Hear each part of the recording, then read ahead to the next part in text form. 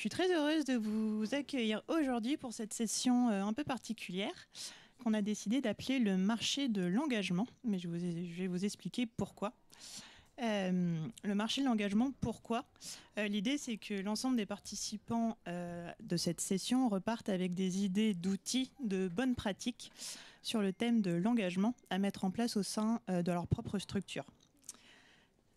Hop. Ce qu'on a décidé de faire pour organiser cette session et la structurer, c'est de choisir 5 axes, grands axes, parties prenantes que vous pouvez mobiliser au sein de vos structures sur le thème de la RSE et du développement durable. On a donc choisi l'axe collaborateur, l'axe gouvernance, fournisseur, société civile et enfin environnement. Et sur chacun de ces axes de l'engagement, vous aurez la chance d'entendre très bientôt un ensemble d'intervenants très inspirants qui sont des observateurs privilégiés, des experts chacun dans leur domaine et qui vont pouvoir donc vous nourrir, vous apporter des outils, des bonnes pratiques sur le thème de l'engagement. Et sans plus attendre, je vous propose de commencer avec Léa Binet-Ferté de Great Place to Work France. Merci Léa, tu peux te mettre en face. Donc, sur l'axe collaborateur. Great Place to Work France, donc c'est l'institut expert en ressources humaines qui délivre tous les ans le palmarès Best Workplaces. Et Léa, tu es directrice générale adjointe de Great Place to Work. En tant qu'observatrice privilégiée des ressources humaines et de la RSE au sein de Great Place to Work, j'ai quelques questions pour toi et pour nos participants. Tout simplement, pour commencer, pour toi, de ce que tu observes au sein de Great Place to Work, quelles sont les grandes tendances RH et RSE sur l'engagement des collaborateurs ? Bonjour à tous et à toutes. Donc oui, effectivement, on a beaucoup parlé après les confinements de grandes démissions, notamment en particulier aux États-Unis. En France, on observe que c'est moins le cas, c'est moins une vague aussi importante, la vague n'est pas aussi importante qu'aux États-Unis. Néanmoins, les publications de l'INSEE ces derniers mois montrent qu'il y a une tendance à une progression significative du nombre de démissions. Au fur et à mesure des trimestres post-Covid, et on voit que ça représente aujourd'hui 20% de plus de démissions par rapport à la moyenne pré-Covid. Donc on voit qu'il y a cette tendance à davantage de démissions, et en parallèle on a des sondages, notamment un sondage OpinionWay de juin qui montre que 43% des salariés français envisagent de quitter leur emploi dans les 2 prochaines années et 52% des managers. Donc on voit qu'effectivement, partant de ce constat, on a des évolutions des attentes des collaborateurs qui sont assez claires et qui c'est important d'en tenir compte pour les attirer, mais également pour les fidéliser et maintenir leur engagement sur le moyen terme. Donc voilà, nous on a 4 tendances qu'on observe principalement chez nos clients et dans nos études et que je vais vous présenter aujourd'hui. Alors la première tendance, c'est le smart working. Donc le smart working, c'est une demande de plus grande flexibilité du travail, que ce soit une flexibilité géographique ou une flexibilité du temps de travail, des horaires de travail. On a aussi de plus en plus d'entreprises qui se mettent à la semaine de 4 jours. Et donc on voit que cette unité de lieu et de temps et d'action qui a vraiment explosé après le Covid. Voilà. Et ce qu'on voit aussi dans nos enquêtes, c'est que l'équilibre vie privée, vie professionnelle, c'est le second critère d'importance pour les collaborateurs après la rémunération du travail. Donc voilà, donc ce travail hybride, il va impliquer évidemment des outils, mais bon, dans la plupart des entreprises, ils sont en place depuis la crise Covid, des outils de travail numériques, mais aussi aujourd'hui une nouvelle organisation du travail et puis des pratiques managériales différentes qui vont impliquer de l'autonomie et la confiance du management, des objectifs clairs et une culture aussi parfois un peu formalisée pour pouvoir travailler à distance. Voilà, donc ça c'est le premier c'est smart working. Le deuxième c'est le leadership, donc avec un management qui était traditionnellement très vertical, mais qui l'attente aujourd'hui est plutôt un manager qui soit coach, qui accompagne, qui donne de l'autonomie aux collaborateurs, qui lui donne aussi la possibilité de prendre des initiatives individuelles et de reconnaître en fait ses initiatives. Donc cette dimension reconnaissance est très importante et de maintien de l'employabilité, donc permettre aux collaborateurs de se développer professionnellement dans l'entreprise et en dehors. Voilà, donc deuxième tendance, le leadership. Et puis le troisième, c'est ce que nous on appelle for all, c'est notre côté américain, c'est diversité et inclusion, donc qui a été, je pense, un sujet qui a été beaucoup abordé aujourd'hui. Donc au-delà de la discrimination, de mettre en place un cadre et des pratiques managériales qui soient plus inclusives. Donc on voit que chez les collaborateurs, de façon générale, c'est une attente qui est de plus en plus forte. Et on voit effectivement qu'il est prouvé également que cette diversité elle est source de performance pour l'entreprise, puisque ça permet d'élargir les viviers de recrutement d'une part, et puis ça permet aussi une meilleure confrontation des points de vue, notamment dans les équipes dirigeantes. Donc c'est extrêmement important de favoriser cette diversité et cette inclusion. Voilà. Le dernier sujet que je voulais aborder, c'est le sens, la question du sens, qui je pense a été aussi évoquée dans de nombreux ateliers aujourd'hui. Donc évidemment, la RSE est source de sens, mais ce qui est important, c'est la cohérence en fait entre les engagements de l'entreprise, les engagements qui sont pris par l'entreprise et la manière dont ils sont relayés par le management et dont ils sont vécus par le collaborateur. Et donc ça, c'est une question de communication, mais c'est aussi une question de formation des managers pour qu'ils puissent faire vivre ces engagements au quotidien. Il y a un deuxième point par rapport au sens, c'est aussi qu'on observe une tendance à plus en plus d'expertise et donc de parcellisation oui, des emplois. Et donc, pour redonner du sens en fait, au travail du collaborateur, c'est important de lui donner de la marge de manœuvre, de lui donner du pouvoir sur son périmètre, son champ d'action. Et donc de bien expliquer le sens des process et les moyens qu'il a de les faire évoluer, en fait, ces process.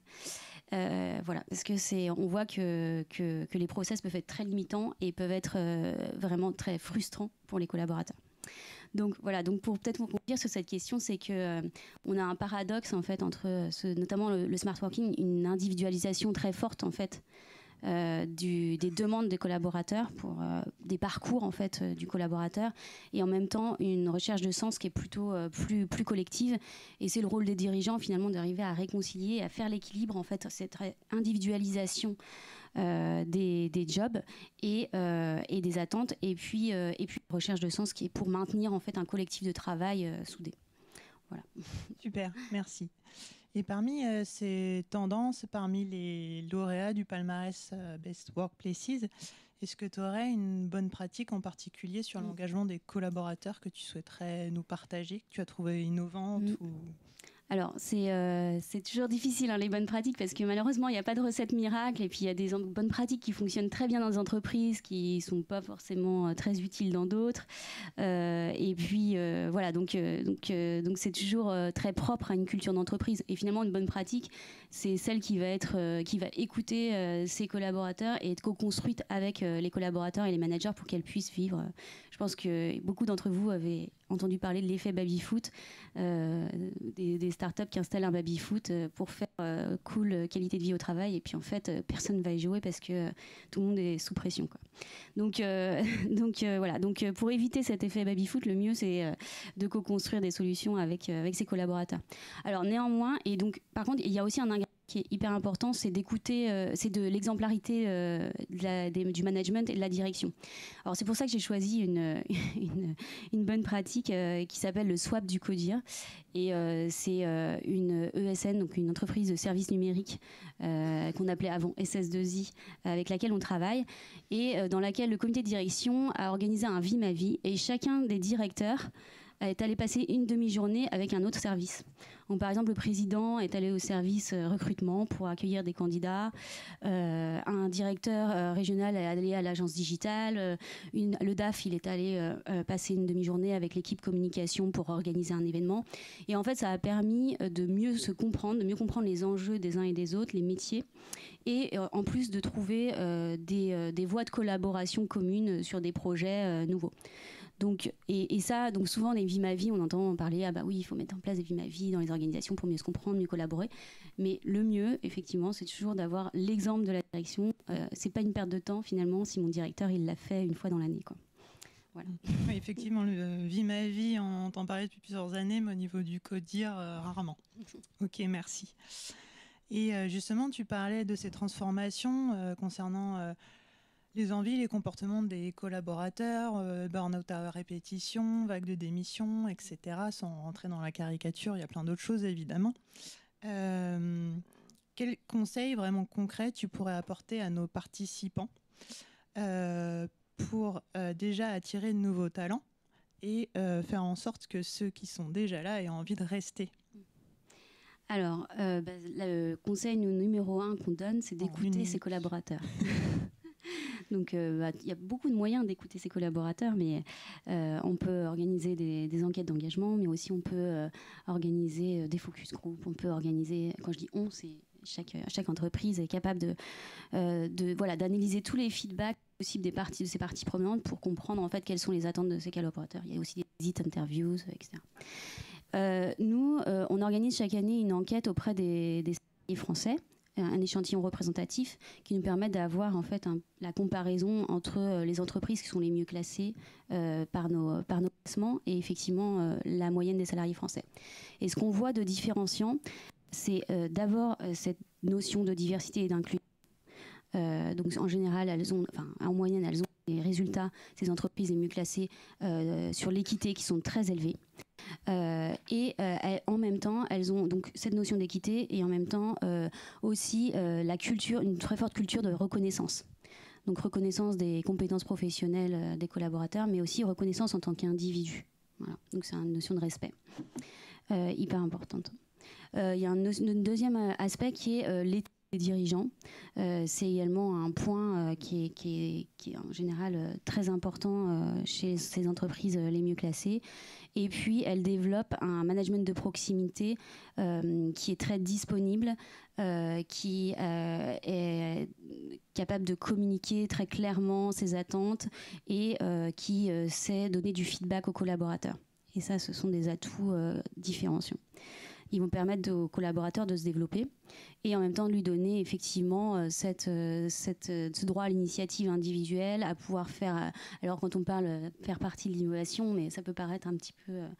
un objectif très ambitieux, mais l'innovation, c'est finalement pour le collaborateur, c'est l'amélioration continue, c'est sur son périmètre, quoi.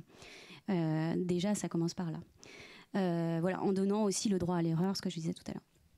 Et le dernier point, c'est de se construire un collectif solide. Et nous, c'est ce qu'on appelle camaraderie, petit anglicisme. Mais effectivement, la qualité relationnelle du groupe est extrêmement importante pour fidéliser les collaborateurs. Léa, merci beaucoup. C'était court, 10 minutes, mais merci beaucoup pour ces échanges.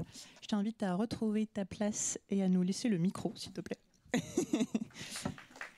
Merci. Maintenant, on va passer à la dimension gouvernance. Et j'invite Sophie à nous rejoindre. Merci beaucoup, bonjour à tous. Donc, je suis Sophie Le Tartre, je suis déléguée à l'accompagnement des entreprises et à l'innovation chez Réseau Alliance.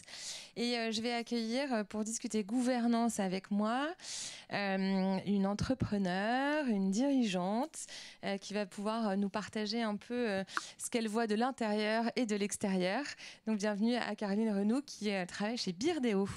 Je vous invite à vous installer juste là.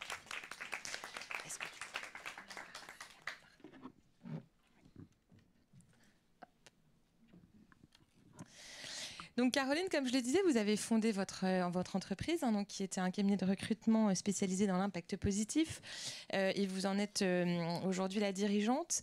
Du coup, vous suivez beaucoup les évolutions en matière de gouvernance, aussi bien pour vous que pour vos clients. Est-ce que vous pouvez nous parler un peu des deux grandes tendances que vous constatez ? Oui, bonjour. Donc moi, j'ai fondé Birdéo il y a plus de 12 ans maintenant. Donc j'ai quand même vu énormément les choses évoluer. Et notamment, il y a 2-3 ans, alors ça ne s'est pas fait du jour au lendemain, hein, mais je vois vraiment un vrai bouleversement au niveau de la gouvernance des entreprises. C'est un peu comme si la RSE, ça arrivait de tous les côtés. Alors effectivement par les collaborateurs, mais aussi par les investisseurs. Alors, les investisseurs, certes, il y a du réglementaire. Donc, il y a la taxonomie, la CSRD, qui sont 2 grandes réglementations européennes, que je ne vais pas détailler là, mais après cette table ronde, ceux qui le souhaitent, je serais ravie de vous en parler. Les investisseurs aussi qui se disent que ça peut être un risque de ne pas s'intéresser à la RSE. Donc, ce qu'ils ont analysé, c'est que les entreprises qui ont des bonnes notations ESG, donc sur des critères environnement, sociaux et de gouvernance, il y a moins de risques et donc pour eux c'est mieux.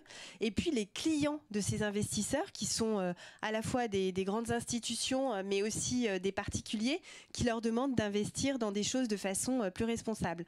Donc ça a un impact directement sur la gouvernance, notamment sur les conseils d'administration et les comités exécutifs et les comités de direction. Donc finalement, il y a ceux qui challengent et puis il y a ceux qui sont challengés. Exactement. Est-ce que vous pouvez nous en dire un peu plus sur comment vivent justement ces conseils d'administration ? Alors les conseils d'administration, en fait le rôle d'un conseil d'administration, c'est de valider la stratégie et puis c'est d'analyser les risques. Donc maintenant ce qu'on voit apparaître dans les conseils d'administration, ce sont des comités RSE, donc ça c'est quand même assez récent.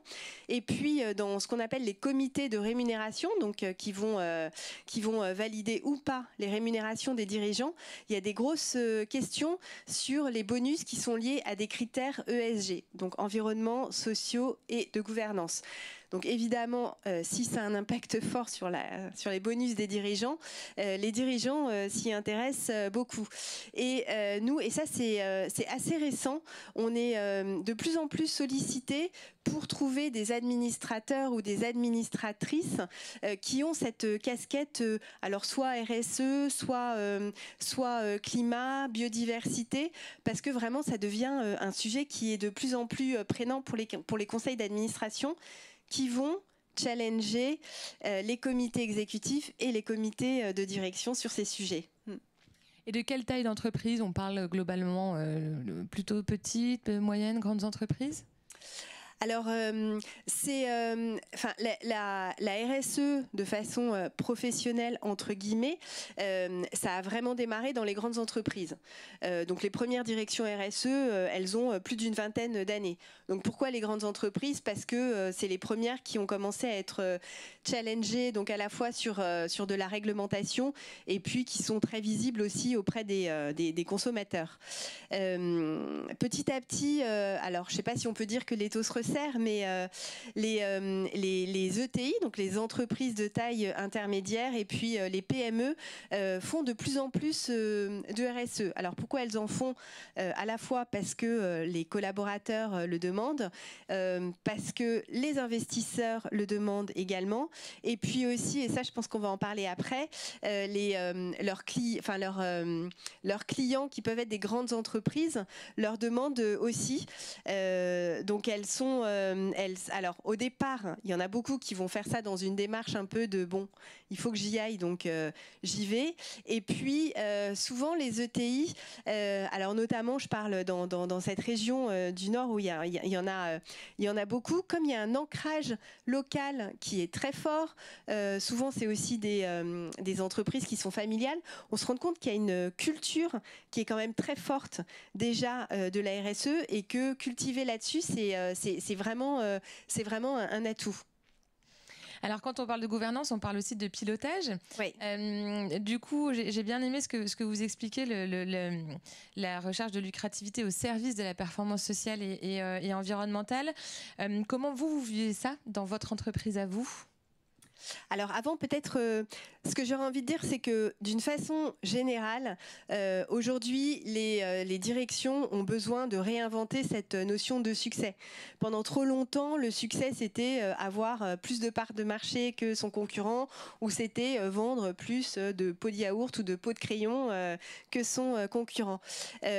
Aujourd'hui, il y a un vrai besoin de définir une performance sociale, une performance environnementale et d'avoir une performance financière évidemment, qui est au service de cette performance. Et ça, en fait, nous, dans notre métier, moi, dans mon métier de chasseuse de tête, je le vois déjà au niveau des demandes qu'on nous fait. C'est-à-dire que, certes, on recherche des directeurs RSE, des responsables climat, des gens qui connaissent le reporting extra-financier, mais de plus en plus, ce qu'on voit, c'est des directions se transformer, et notamment les directions financières, qui vont être le directeur financier ou la directrice financière. Et d'ailleurs, on parle de plus en plus régulièrement de Chief Value Officer.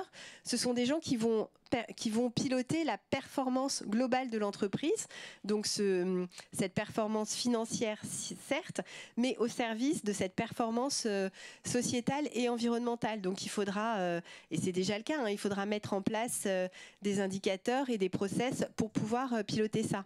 C'est la même chose pour, par exemple, un directeur ou une directrice marketing.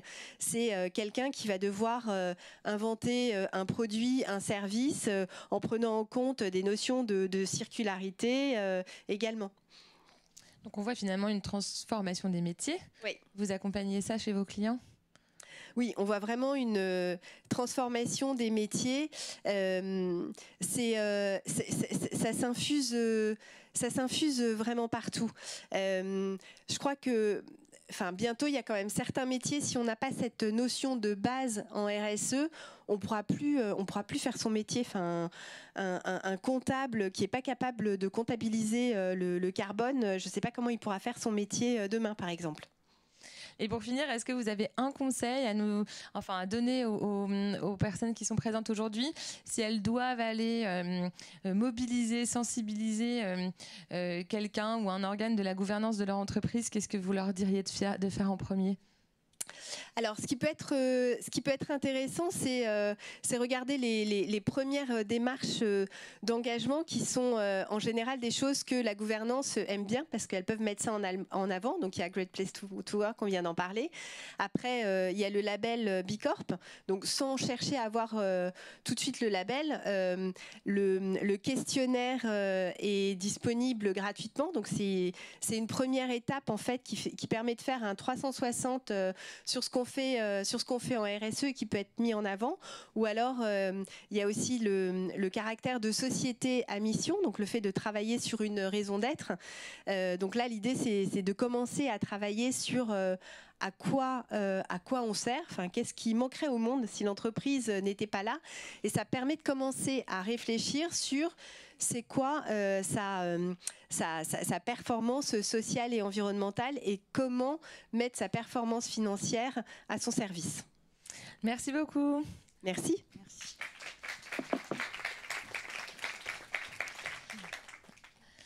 Donc on va accueillir Thomas Olivier, qui est responsable du développement et des partenariats à la Maïf, et donc qui va nous proposer 8 minutes pour nous parler d'un concept qui s'appelle l'hybridation et que je vous laisse découvrir. La flèche verte. La flèche verte. Oui, okay. Merci. Bonsoir à toutes et à tous. Donc effectivement, je vais essayer de vous apporter la grosse flèche verte. Pardon, voilà. Je vais essayer de vous apporter en fait un concept conseil, un outil et un exemple pour illustrer le propos sur ce qu'on appelle l'hybridation.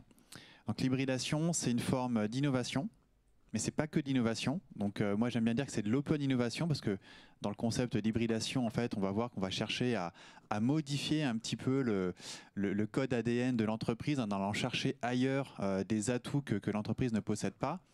Et puis du coup, comme on est en train de dire qu'on va injecter des gènes que l'entreprise n'a pas, on va parler en fait de transformation. Donc j'aime bien cette notion d'hybridation parce qu'elle appelle le sujet un peu continu d'une transformation. On parlait d'apprentissage continu à l'instant. C'est un petit peu ça l'hybridation pour les entreprises. Alors je vais en parler là en moins de 8 minutes, mais si vous voulez, il y a tout un livre blanc qu'on a édité il y a quelques temps sur ce concept.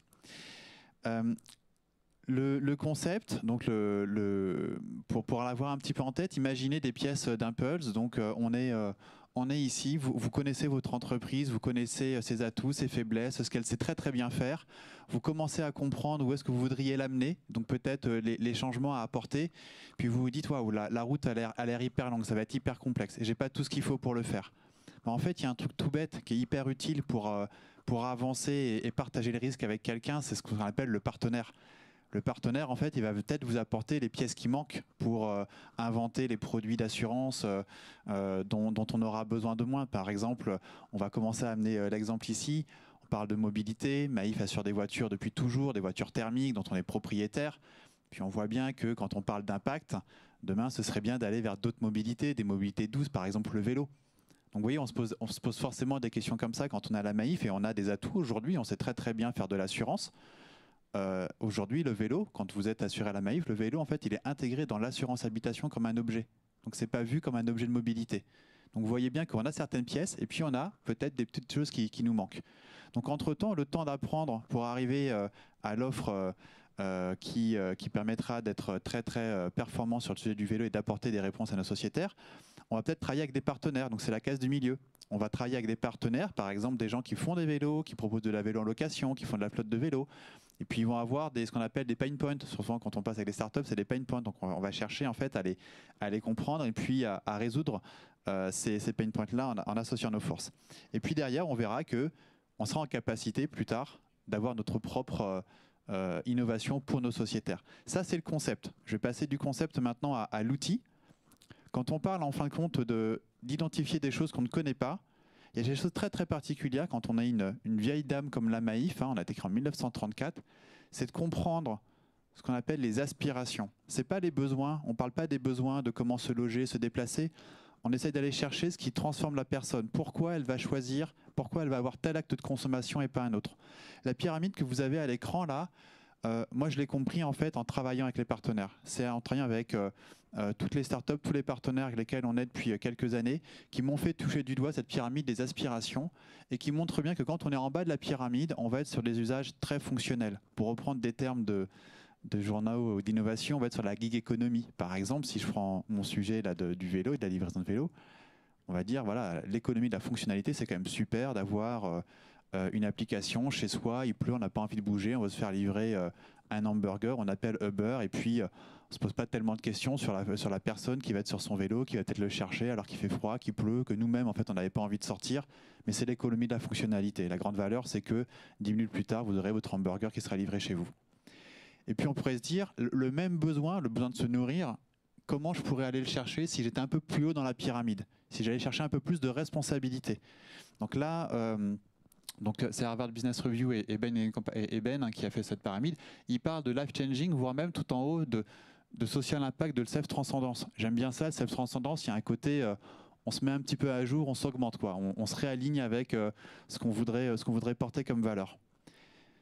C'est à travers en fait des exemples comme ça qu'on a travaillé chez nous en hybridation à se dire comment on peut accompagner la livraison à domicile. Comment on peut être un acteur qui va accompagner non pas certains acteurs de la livraison, mais peut-être d'autres. Donc là, je pense à notre partenaire CoopCycle, qui a cette conviction qu'il est possible d'apporter un petit supplément d'âme quand on accompagne des coursiers, quand on fait de la livraison de colis à domicile. Nous, ça nous intéresse parce que quand on prend les chiffres, les vélos cargo, c'est quasiment 400% d'augmentation des ventes sur les dernières années. Et un vélo cargo à capacité équivalente par rapport à une voiture, c'est 85% d'économie de coût carbone. Donc en fait, cette tendance de fond qui arrive, qu'on voit à travers la livraison, mais qui arrive aussi chez les particuliers, pour nous, il est important de la comprendre. Vous savez, c'est le côté angle mort dont je parlais tout à l'heure, quand on n'a pas tous les pièces du puzzle. En bossant avec CoopCycle, en innovant avec eux, on va co-construire la solution. Donc la réalité, c'est qu'on a été 1 an sur le terrain avec des petits coursiers. Avant de créer notre offre assurance, en fait, on s'est mis avec les coursiers. On a regardé ce qui marchait pas, de quoi ils avaient besoin. Alors ils avaient besoin d'une protection juridique, d'une responsabilité professionnelle, évidemment. Ils avaient besoin d'assurer les fondateurs de l'entreprise, les dirigeants, mais aussi les livreurs salariés. Parce qu'en fin de compte, ils voulaient leur proposer une forme de protection. Et on ne voulait pas détricoter le contrat social. Et puis c'est tout bête, mais une assurance de vélo porteur, il faut assurer les biens, il faut assurer le vélo porteur, puisqu'il y a à l'intérieur du vélo, évidemment. Donc en fait, on a créé ce package-là, et CoopCycle, aujourd'hui, peut dire aux 70 coopératives de livraison qu'ils assurent, nous, on a un partenariat avec la Maïf, et quand vous venez chez CoopCycle, on a une offre inédite sur le marché. Ça, c'est très, très intéressant pour nous, parce que ça nous permet d'apprendre des choses, ça nous permet de nous réaligner avec la promesse d'être une entreprise à impact et d'aller chercher des offres à impact. Et puis, et ce sera ma conclusion, j'ai été très vite, ça permet à la fin de créer une forme de congruence entre ce que Maïf déclare, ce que Maïf fait et ce que Maïf valorise. Et le sujet de la table ronde, c'était la gouvernance, c'était comment engager les partenaires. On voit qu'il y a une première action d'engager les partenaires qui est travailler avec eux pour construire la solution, se rapprocher sur un objectif qui est d'apporter de l'impact sur une innovation produit. Mais à force de répéter cet exercice d'hybridation, à la fin, je suis très loyal et très corporate, mais ça vient du fond du cœur. On a la chance d'être dans une entreprise qui est congruente, qui est alignée. Et donc, à la fin, en fait, ça crée un appel d'air. Et c'est les partenaires engagés qui viennent nous voir. Donc, la question de l'engagement devient presque une forme de boucle vertueuse. C'est assez facile, en réalité, quand on travaille à la Maïf, de travailler avec des partenaires, parce que les partenaires, quand ils viennent nous voir avec déjà une volonté de s'engager et d'aller résoudre un problème ou un pain point. Alors, en ce moment, il y a beaucoup de demandes. Évidemment, il y a tellement de choses à régler qu'on a beaucoup de demandes. Donc, on choisit un petit peu nos combats, évidemment. Mais ça crée quand même, en fin de compte, une discussion extrêmement vertueuse avec tous nos partenaires. Donc, voilà un concept, l'hybridation. Un outil, la pyramide des aspirations, là, qui est assez puissante quand même pour aller chercher ce qui fait la différence sur un produit, sur un marché. Et puis, l'exemple qui était la livraison à vélo. Voilà, je vous remercie. Merci beaucoup, Thomas. Merci infiniment. Super. Alors maintenant, nous allons continuer notre marché de l'engagement et passer à la dimension fournisseur. Pour commencer sur la dimension fournisseur, Emri Jacquia, qui est le président directeur général de la CAMIF, vous a préparé une vidéo dans laquelle il va nous parler de l'engagement de la CAMIF envers ses fournisseurs, parce que la CAMIF s'avère être une entreprise très engagée envers ses fournisseurs et qui a mis en place une démarche très partenariale avec ses fournisseurs. Le mieux, c'est que je laisse Emri Jacquia en parler de lui-même et du coup, je vous laisse écouter la vidéo de 5 minutes.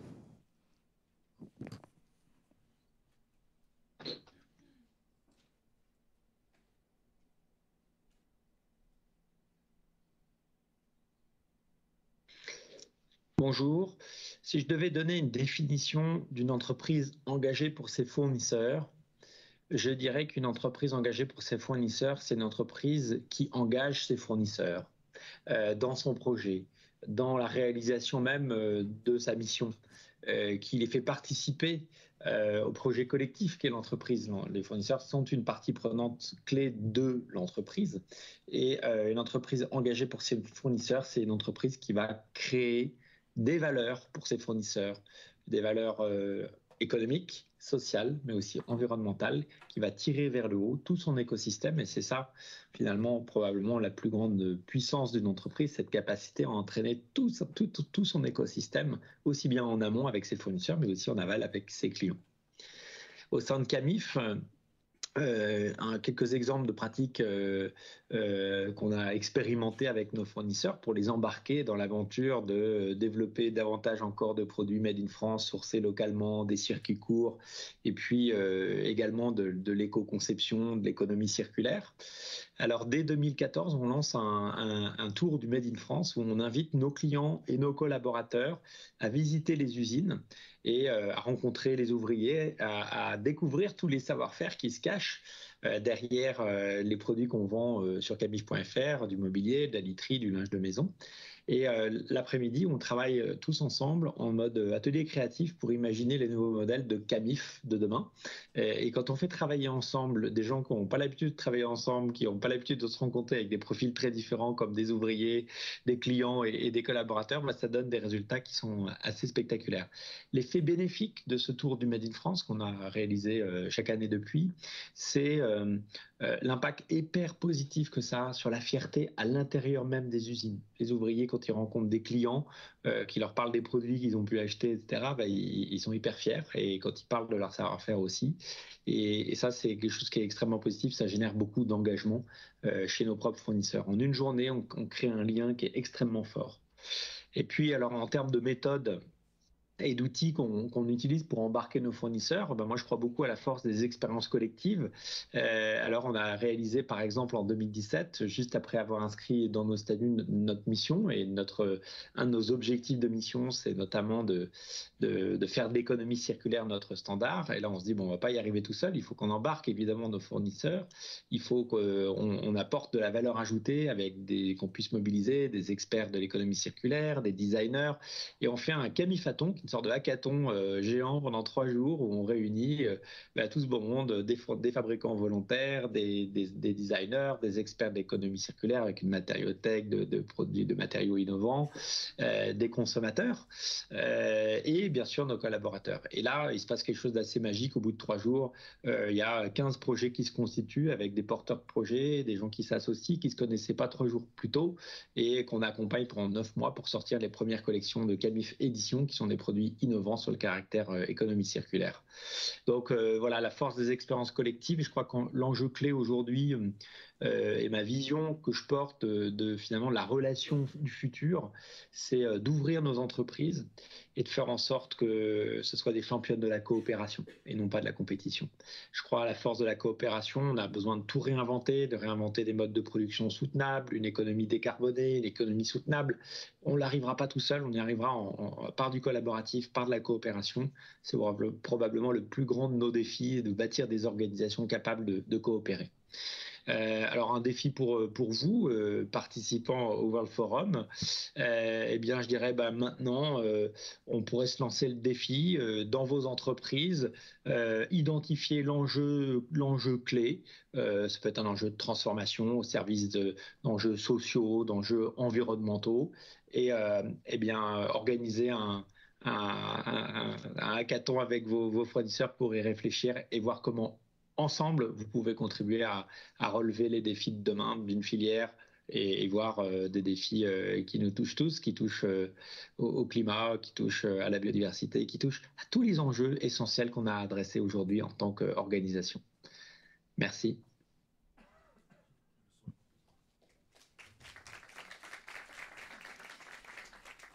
Alors effectivement, on applaudit Emery Jacquia, même s'il n'est pas là.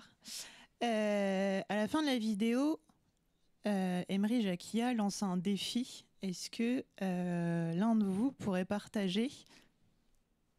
Oui, vas-y. Le micro va circuler. Est-ce que l'un de vous pourrait partager du coup un enjeu qu'il aimerait, sur lequel il aimerait travailler de manière donc très coopérative, comme l'a expliqué Emery, avec ses fournisseurs? Est-ce que c'est quelque chose que vous faites déjà? Est-ce que la vidéo, ce témoignage vous a inspiré à le faire? Donc rapidement, est-ce que quelqu'un... Oui, devant. On va vous donner le micro. Donc, bonjour à tous et à toutes. Moi, j'aimerais travailler avec mes clients à la protection de la biodiversité. J'ai vu le dernier rapport du WWF qui est alarmant et je pense qu'il y a beaucoup à faire et dans l'urgence. Donc, réduire le bilan carbone d'abord, mais aussi réduire l'impact que l'on cause sur l'environnement. Ok, merci. Quelqu'un d'autre ?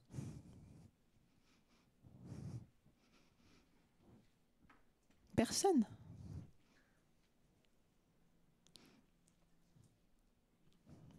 Je vois pas tout le monde. Super, merci. Alors, bonjour, moi je suis Sophie Bellé. J'ai fondé un espace de coworking à Roubaix. Et l'un des enjeux que je pourrais proposer effectivement à mes fournisseurs, c'est tout ce qui est rénovation énergétique des bâtiments. C'est un enjeu qui est fort. Alors moi, j'ai déjà beaucoup travaillé sur le sujet.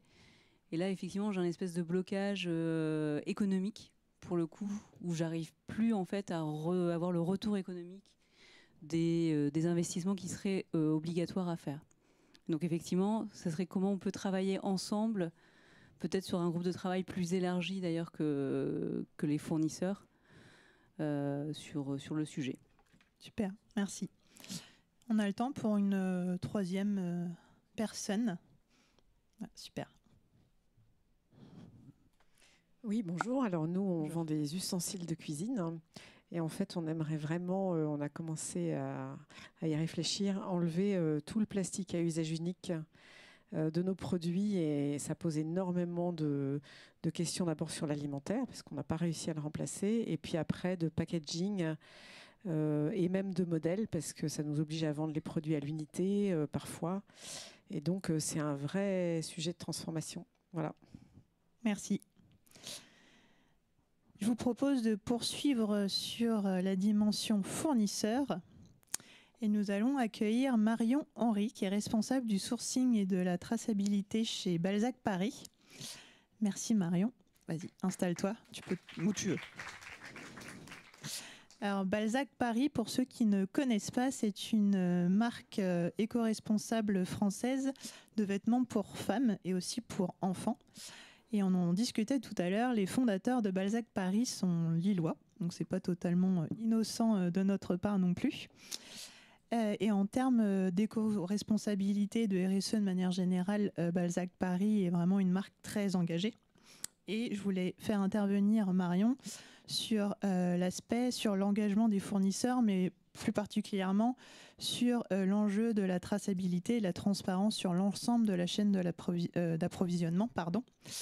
Et donc, Marion va nous faire une cartographie de 2 produits phares de Balzac Paris pour bien nous illustrer ça. Bonjour à tous. Est-ce que je peux prendre la petite zapette ? Alors bonjour à tous, je suis ravie d'être parmi vous. Donc aujourd'hui déjà, Pauline l'a bien expliqué, mais Balzac Paris c'est une marque qui est très engagée. Je voulais quand même revenir sur les principaux points pour lesquels on peut dire que Balzac Paris est engagé. Déjà, on est entreprise à mission. On en a parlé tout à l'heure. C'est quelque chose qui nous tient très à cœur. Notre mission principale, c'est d'écrire ensemble un monde où le désirable est durable et le durable est désirable. Pour nous, la désirabilité, la durabilité, ça va de pair.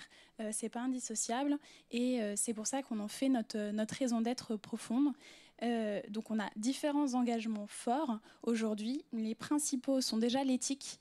Notre objectif premier, c'est déjà de maximiser notre impact social positif. On parle souvent d'impact environnementaux, d'impact global. Chez Balzac Paris, ce qui est important aussi, c'est l'impact social et qu'il soit positif. Donc par exemple, je porte un exemple aujourd'hui du Sweat Ensemble. Donc on vient de faire une collaboration, je ne sais pas si vous en avez déjà entendu parler, avec Emmaüs France.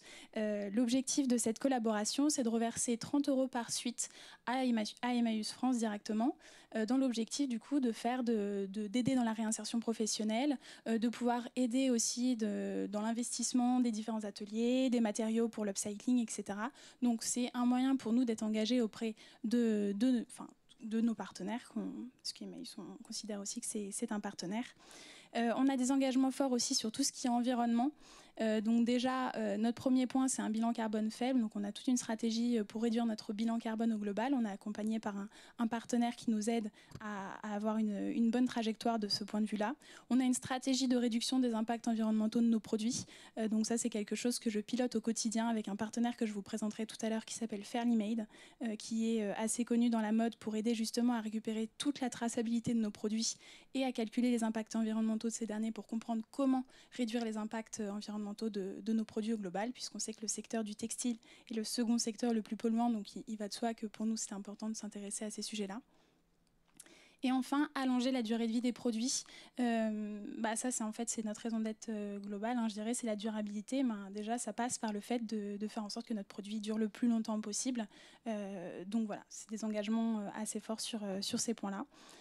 Sur tout ce qui est transparence, du coup, on est labellisé GOTS. Je ne sais pas si ça vous le parle, mais du coup, ça veut dire Global Organic Textile Standard. Donc, c'est un label qui nous permet de garantir les conditions des travailleurs, que les conditions des travailleurs de toute la chaîne soient OK.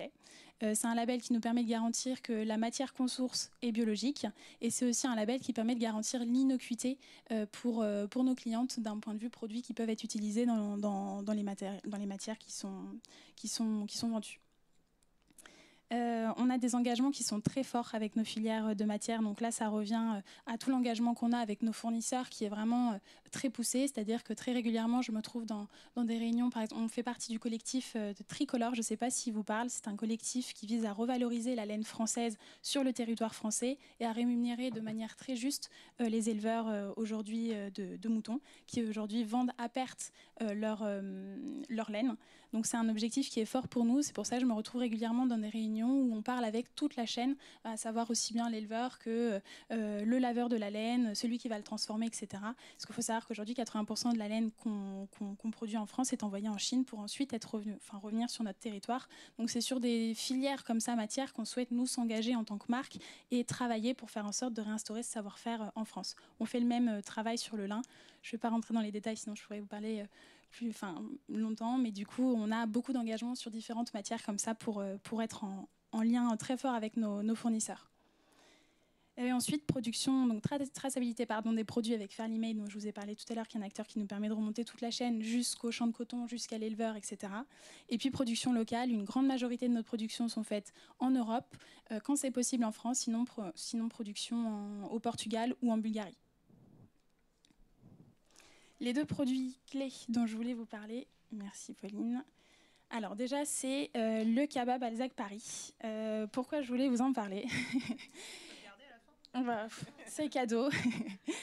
Pourquoi je voulais vous en parler? Déjà, il y a un constat qu'on a fait qui est assez simple, le tote bag. Le tote bag, pour nous, c'est vraiment l'exemple du produit qui pollue et qui est très présent sur le marché, que vous allez récupérer dans chacun potentiellement des partenaires de vos fournisseurs, sur le marché, quand vous êtes consommateur, globalement, vous allez récupérer un tote bag quelque part.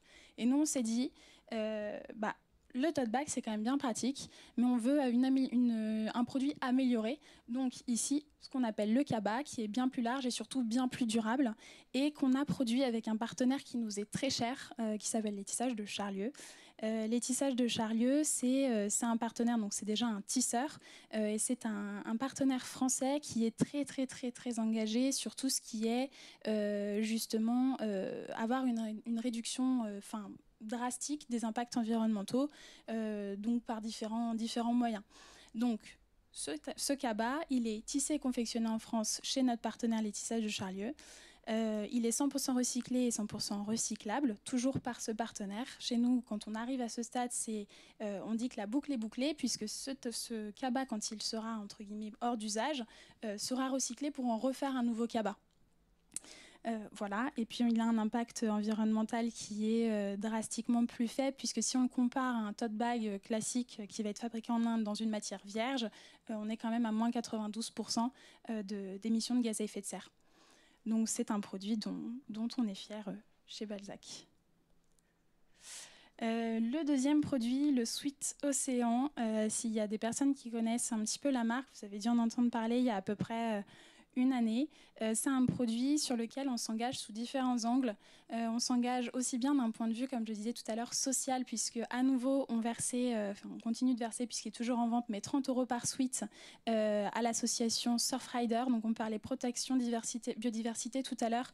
Là on est typiquement dans la thématique, puisque cette association vise à protéger les océans, aussi bien récupérer les détritus qu'il peut y avoir, les transformer ensuite, et surtout protéger la faune, la flore de tout ce qu'il peut y avoir comme déchets dans les océans. Et donc on a un partenariat sur ce produit avec Fairly Made pour remonter toute la traçabilité de ce produit. Donc du coup le but c'est pourquoi déjà il est en coton.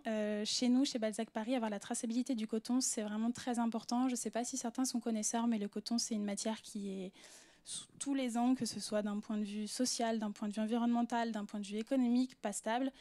Donc c'est très très compliqué en tant qu'industriel du textile de pouvoir continuer de travailler avec le coton. Donc nous, on cherche à le faire dans les meilleures conditions. C'est pour ça que ce coton, il est labellisé GOTS, mais surtout qu'on voulait avoir la traçabilité totale pour s'assurer qu'il ne provienne pas de sources, de zones de conflit, premier point, et puis pour s'assurer des autres critères d'un point de vue environnemental, etc. On a calculé les impacts environnementaux de ce produit. Et il manque une diapo, mais c'est pas grave. Du coup, il a des impacts environnementaux qui sont très faibles. Et puis, je me ferai un plaisir de partager le QR code à Pauline si vous souhaitez scanner ce produit. Voilà. Oui, alors j'ai dû oublier une diapo, je suis désolée. Effectivement, Marion voulait nous partager un QR code qui permet vraiment d'aller voir dans le détail d'où vient toutes les étapes du produit. Donc le coton vient d'Inde et après tout le reste est fabriqué au Portugal. Donc c'est vrai que sur tout ce qui est coton, c'est assez difficile de ramener justement la chaîne d'approvisionnement proche de la France, puisque de toute façon le coton vient généralement d'Inde ou des États-Unis. Mais après, on a fait en sorte de ramener la chaîne chez nous et surtout de la connaître. C'est le premier point. Voilà. Merci beaucoup Marion et merci à Balzac.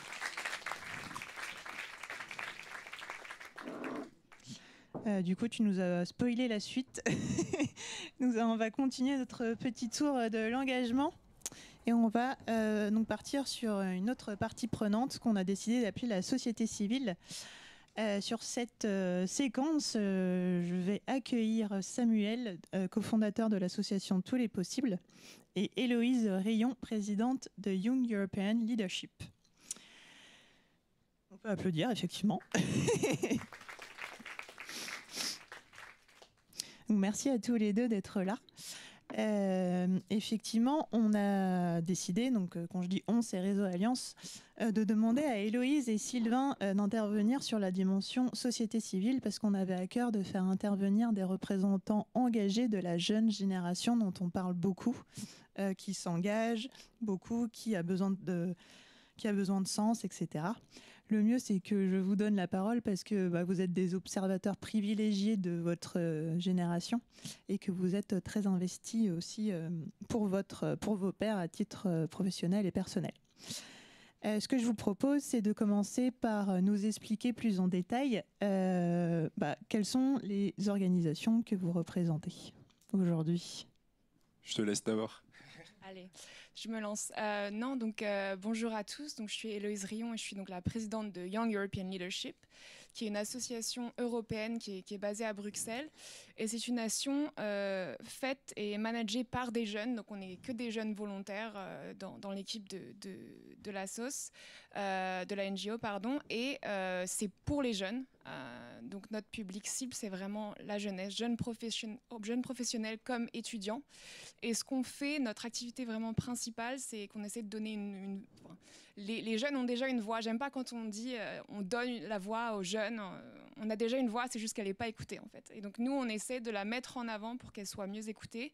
Et une de nos activités principales, c'est de recruter, de former, de soutenir des délégations de jeunes Européens à différents événements. Et par exemple, là, on envoie 10 jeunes à la COP27 le mois de novembre, là, qui arrive très vite en Égypte.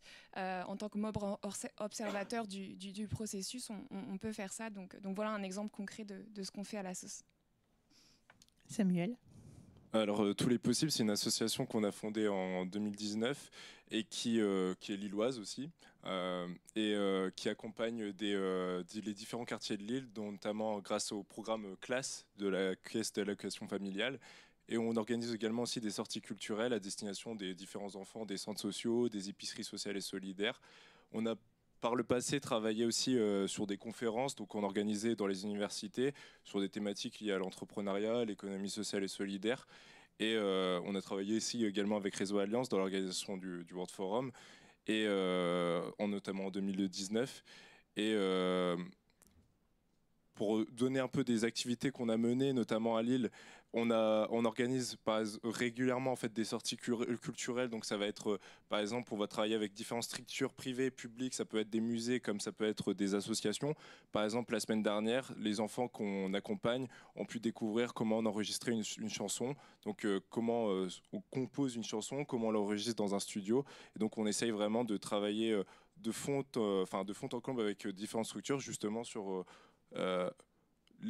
la construction d'une initiative qui va parler à des enfants qui n'ont pas forcément la possibilité d'accéder aux initiatives culturelles, donc même à des musées ou à des cinémas, des théâtres qui pourtant sont proches de chez eux. Super, merci. Et qu'est-ce qui vous a poussé tous les deux de vous lancer dans ces aventures respectives ? Alors moi, j'ai pas fondé Young European Leadership, donc je l'ai découvert au travers d'une activité qu'il faisait à l'époque. C'était en 2017, c'était une simulation des négociations au Conseil de l'Union européenne, donc c'était à Bruxelles. Et l'idée, c'était, voilà, on avait un texte fictif et l'idée, c'était de représenter différents pays et de mener les négociations comme elles sont faites dans les vraies institutions européennes.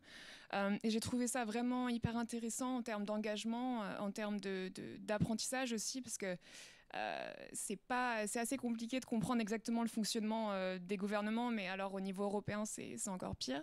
Donc c'était un très bon exemple. J'ai donc tout de suite voulu faire partie de l'aventure.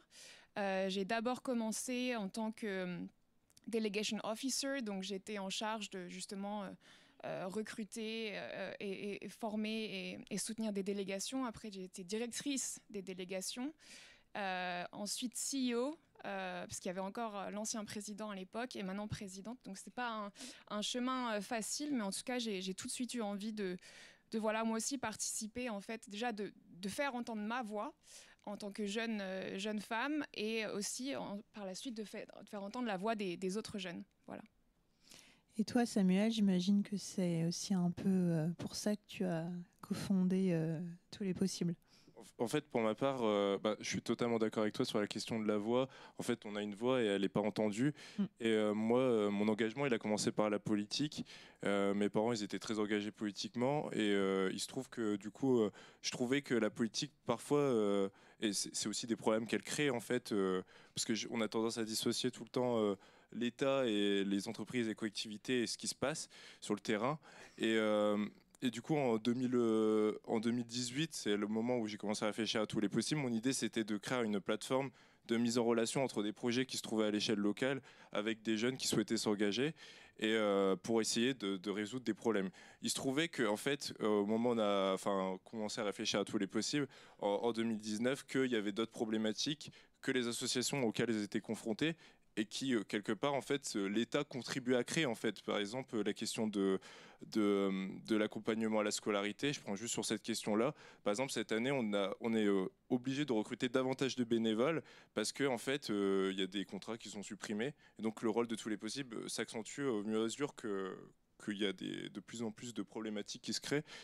Et moi, c'est surtout quand j'ai vu toutes ces problématiques-là que je me suis dit qu'il y avait des choses à faire et qu'on ne pouvait pas laisser, par exemple, les centres sociaux en incapacité de recruter des bénévoles ou de mener leurs activités. Et surtout, en complément, nous, d'apporter, de se saisir de certaines enveloppes qui, à l'échelle locale, n'étaient pas utilisées et qui permettraient de créer des initiatives en fait, auprès des enfants.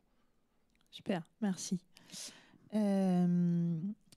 Et du coup, en tant que observateur privilégié, membre de votre génération, qu'est-ce que vous pourriez dire quelles sont les attentes pour vous des jeunes vis-à-vis des organisations, des entreprises?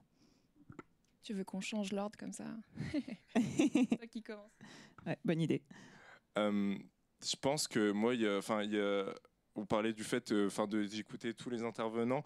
En fait, je pense qu'il ne faut vraiment pas dissocier à la fois, comme je disais tout à l'heure, l'État, l'entreprise et les collectivités territoriales. On devrait vraiment travailler en commun.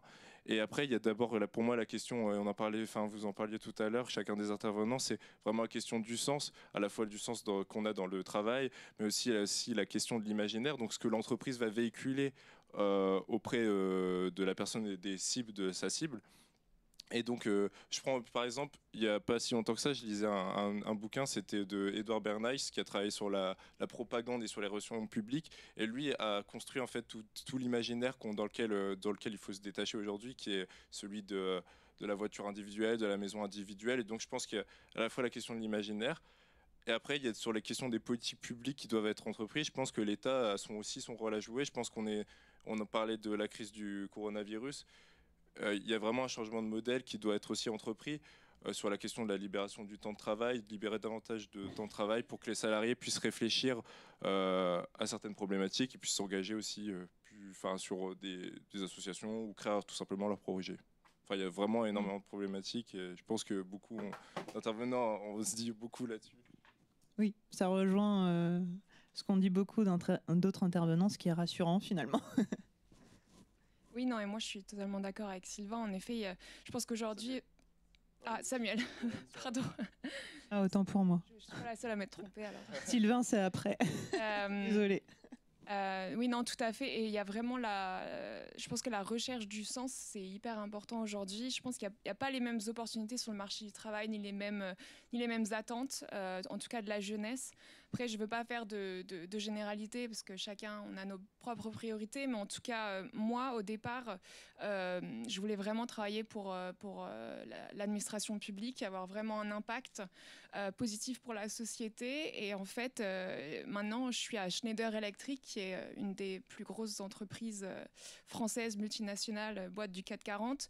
Donc, rien à voir. Et en fait, j'ai réalisé qu'on peut aussi avoir un impact positif au travers des entreprises si elles sont elles-mêmes engagées, mais surtout si elles ne font pas du greenwashing. Moi, le greenwashing, je trouve que c'est quand même un sujet dont on ne parle pas assez.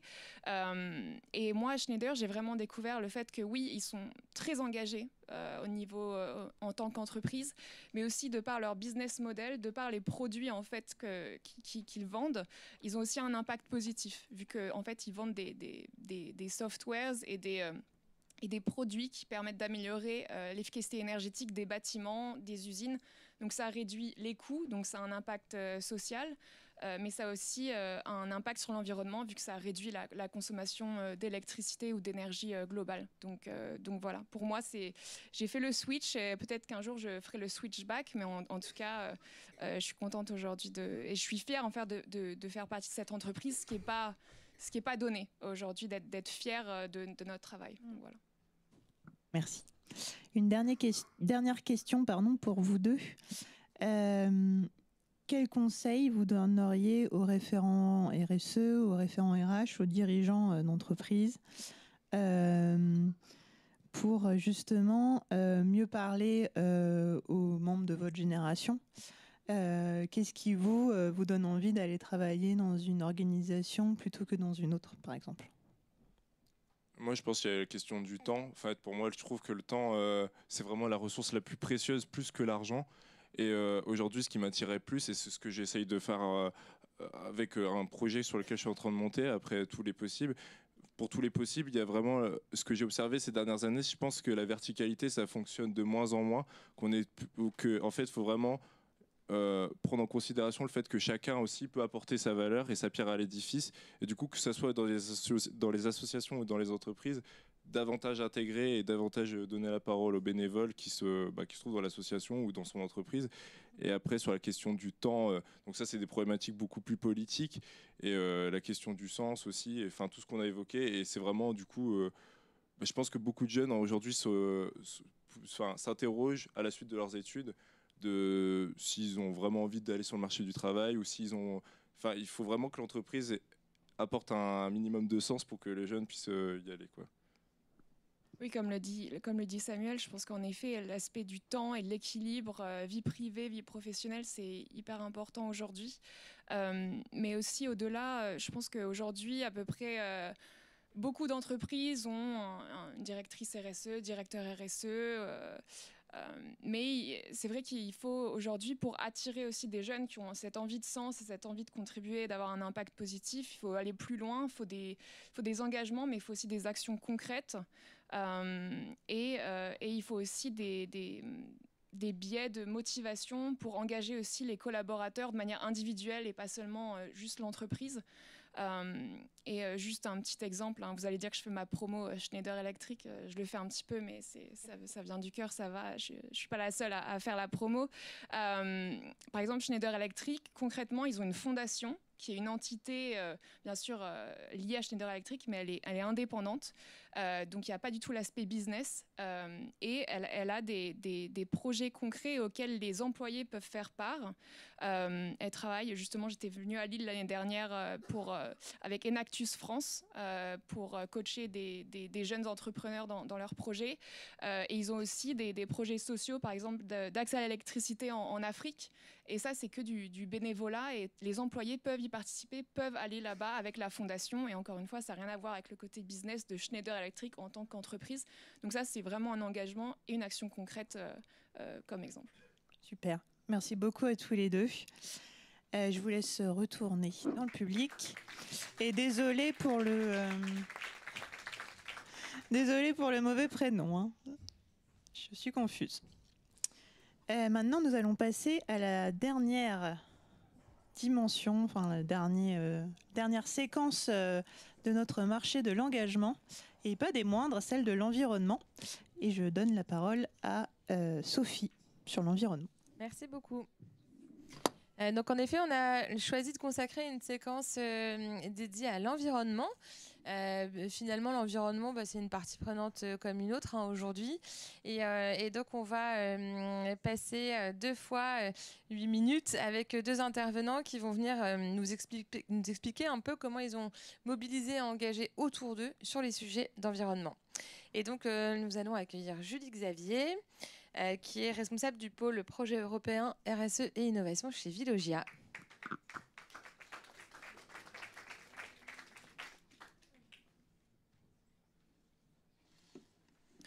Bonjour Julie. Bonjour. Je te laisse peut-être te présenter en un mot. Oui, moi je travaille chez Veolia depuis presque 5 ans. Donc, je pilote les projets européens, ce qui nous permet de financer notre R&D et notamment au service de la transition énergétique sur le patrimoine immobilier de Veolia et puis sur la construction neuve. L'activité RSE dont on va parler plus maintenant et puis l'innovation sociale sur l'occupation de nos espaces communs, intérieurs, extérieurs, sur la cohésion sociale et puis sur notre écosystème puisque nous aimons beaucoup chez Veolia travailler avec les startups, l'environnement, l'économie sociale et solidaire. Voilà. Merci. Donc le métier de bailleur social, le métier de Veolia, est très impacté aujourd'hui par les sujets de sobriété, de sauvegarde de la biodiversité, de la décarbonation. Comment est-ce que vous avez embarqué les collaborateurs? Comment vous les avez sensibilisés et impliqués en interne? Alors en fait, le sujet de l'environnement, il nous a rattrapés assez vite dans le secteur de l'immobilier social, puisque nous, on est des bâtisseurs et puis on est des gestionnaires de parcs immobiliers. Mais on se rend bien compte qu'à la fois, il faut relever le défi énergétique et puis il faut aussi s'intéresser un peu à ce qui se passe autour de notre patrimoine immobilier en tant que tel. On possède plusieurs centaines d'espaces verts, en fait, en hectares, dans la métropole lilloise et puis dans le reste de la France. Et finalement, c'est des espaces qui sont assez peu mobilisés, peu caractérisés et dans lesquels on n'a pas de très grande fonctionnalité. Donc on s'est dit qu'il fallait vraiment arriver à s'investir plus sur cette thématique-là parce qu'elle est porteuse d'une qualité du cadre de vie, puis elle est porteuse aussi d'un engagement qui est fort pour Veolia en matière de préservation des ressources naturelles et d'une meilleure gestion du potentiel de ces espaces. Comment on a fait? On a surtout travaillé d'abord à l'évolution de nos équipes au pilotage de la RSE, parce que tout ça, ça se fait pas tout seul en fait sur des sujets qui sont pas vraiment des sujets de core business, mais qui sont quand même intrinsèquement liés. Il fallait qu'on s'équipe un tout petit peu, donc on a d'abord on s'est intéressé à la question, on est monté en compétences nous au sein du pôle RSE, on a recruté. Alors au début c'est pas des recrutements parce qu'il faut négocier, mais en tout cas on a intégré des compétences stagiaires puis alternants sur les sujets de la nature et de l'eau et ça nous a permis de mieux identifier nos enjeux, de fixer des objectifs et puis d'avancer une feuille de route plus construite. Et puis ce sujet de l'environnement, on l'a raccroché à la question de la neutralité carbone pour que ça fasse partie d'un tout et qu'on soit bien dans une démarche très pleine de cohésion et de sens de manière transversale au sein de l'entreprise.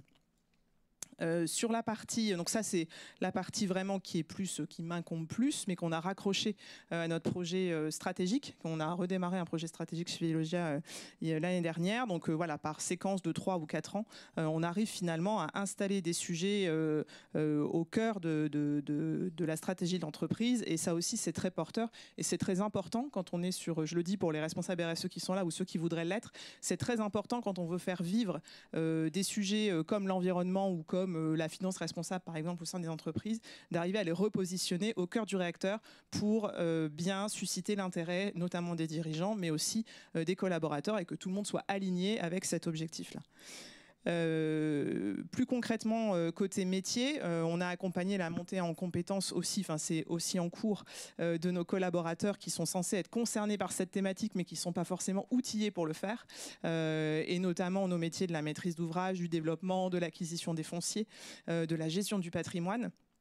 Donc ça passe par des actions de sensibilisation, des propositions de formation qui sont parfois co-animées par nous-mêmes, mais en tout cas, on essaye de faire venir des partenaires qui ont des choses à dire sur ces questions-là. On porte à connaissance, on stimule l'intérêt et puis on produit des outils qui doivent aider à monter en compétence de manière individuelle sur ces questions. Merci, c'est intéressant cette transformation des métiers. On en parlait déjà il y a 10 ans, on ne la voyait pas trop arriver, mais là, effectivement, on se rend bien compte que dans les entreprises, ça bouge beaucoup. En termes de gouvernance de l'entreprise, donc comme vous l'avez dit vous-même, c'est le sujet qui est venu à vous. Vous avez mis en place beaucoup de choses. Quels ont été les impacts positifs finalement sur le pilotage de l'entreprise ? En fait, ça nous a aussi permis d'élargir l'environnement. C'est venu élargir finalement la vision que Veolia voulait accorder à ces sujets de transition. Et forcément, c'est venu aussi impacter la manière dont on veut piloter une entreprise comme la nôtre. Alors, on est dans le secteur HLM, on a une forte utilité sociale. Notre mission, elle n'est jamais remise en cause. On sera toujours sur un vecteur d'engagement sociétal très fort, puisqu'on loge des personnes à faibles ressources. Et on est un acteur de territoire. Ceci dit, ça nous a quand même permis d'affirmer notre envie de plus explorer tous les sujets liés à Bicorp, à entreprise à mission. On est en train de travailler sur la définition de notre raison d'être et d'intégrer bien dedans cette dimension environnementale. Donc on arrive finalement à faire la jonction entre notre métier historique et les enjeux de demain en s'appuyant sur ces modèles de gouvernance qui sont des modèles qui imposent quand même une évolution très forte de la manière dont on veut piloter l'activité l'activité globale de l'entreprise. Et puis du coup, on a dû aussi bien associer la performance économique et la performance extra-financière, ce qui reste un sujet qu'il faut toujours porter un peu avec la bannière et tout, mais on avance et on est plus visible que je dirais il y a 3 ans sur ces questions-là. Vous nous avez parlé donc de vos clients. Comment est-ce que vous avez réussi à leur expliquer et à les embarquer, notamment sur les usages par rapport à toute la politique environnementale que vous portez ? Alors côté client, en fait, il se passe plusieurs choses. C'est-à-dire que déjà, quand on parle vraiment de gestion de nos espaces verts en termes du coup de recherche de qualité environnementale, ça veut aussi dire accorder une plus grande attention à la gestion de la faune et de la flore. Et donc pour les clients, ça peut être perçu plutôt comme un déficit d'entretien, parce que quand on fait de la gestion différenciée, du fauchage tardif, du mulching, il y a toute une somme de pratiques qui peuvent être interprétées de manière très différente selon où on se situe dans le patrimoine.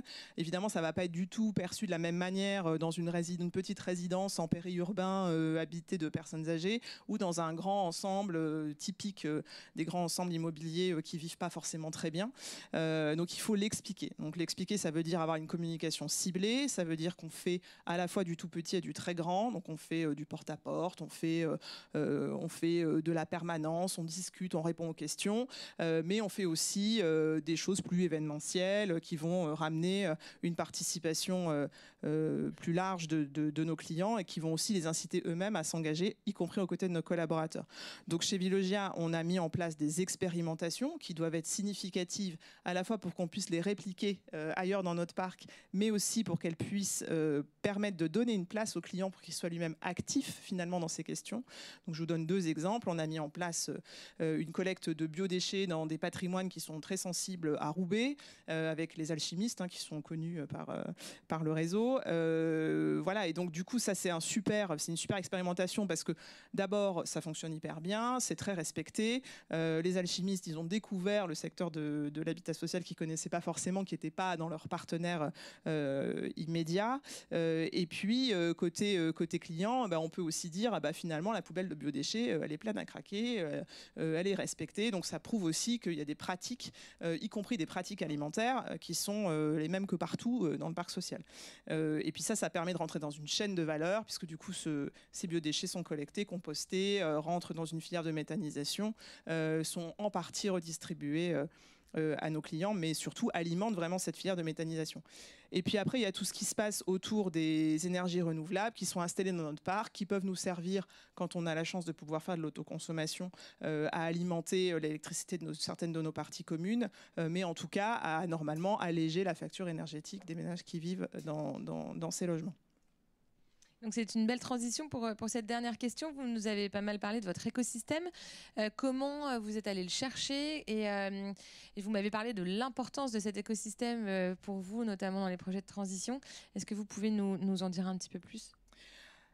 Moi, je pense que ce qui est important, c'est de ne pas porter le flambeau tout seul. En fait, les fonctions RSE, elles sont parfois, selon les entreprises où on se situe, elles sont plus ou moins confidentielles. Parfois, pas au bon endroit non plus dans l'entreprise. Alors moi, j'ai la chance d'être au bon endroit, mais je sais que ce n'est pas forcément le cas partout.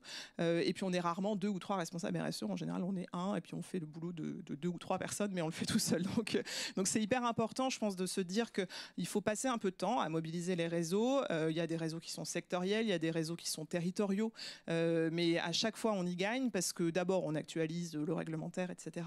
Et puis on échange des bonnes pratiques, on prend confiance, on peut témoigner comme on le fait là, comme on l'a tous fait toute la journée. Et puis on gagne vraiment en épaisseur sur le contenu des actions qu'on veut engager dans nos entreprises respectives. Donc voilà, moi je crois beaucoup à la force des réseaux et on remerciera jamais assez trop ceux qui les animent de le faire si bien. Et je pense qu'il faut toujours se retourner vers ces réseaux pour s'inspirer, pour porter aussi la voix de ces sujets, y compris auprès de nos propres organisations. Merci beaucoup Julie. Et donc pour ceux qui souhaitent creuser, chez Veolia, il y a en effet de beaux partenariats qui ont été menés avec des acteurs de la région, notamment la LPO par exemple, si vous en avez l'occasion avec Julie par la suite. Pour cette dernière intervention sur la thématique environnement, on va accueillir Sylvain, le vrai Sylvain.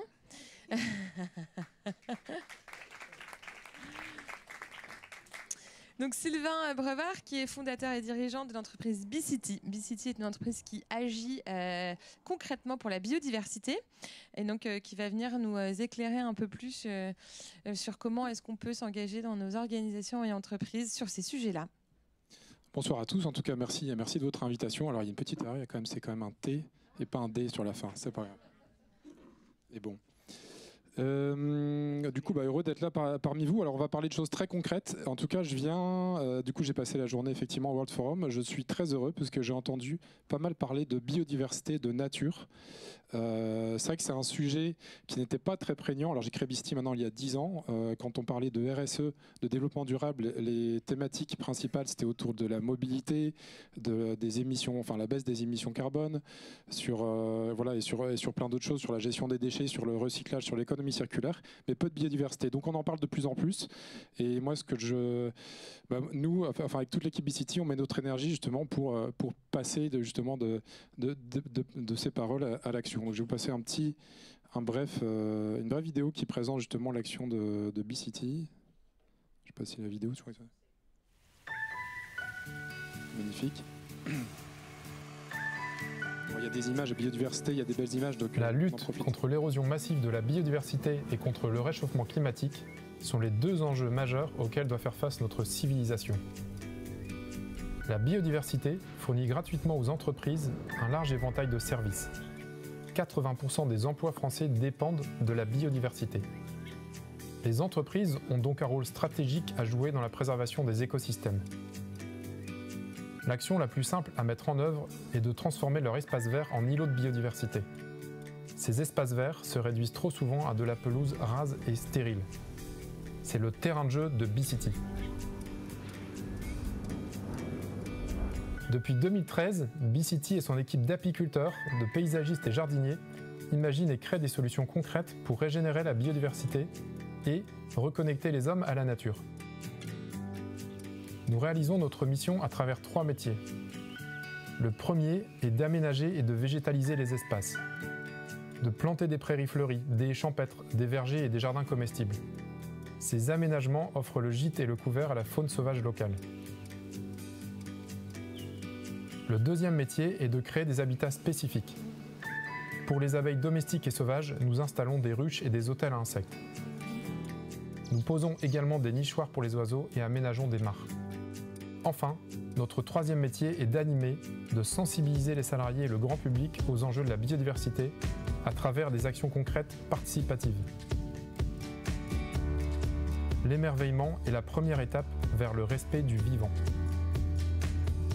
Nous sommes convaincus qu'intégrer la nature dans les entreprises améliore également le bien-être et la quête de sens au travail. Alors ensemble, agissons.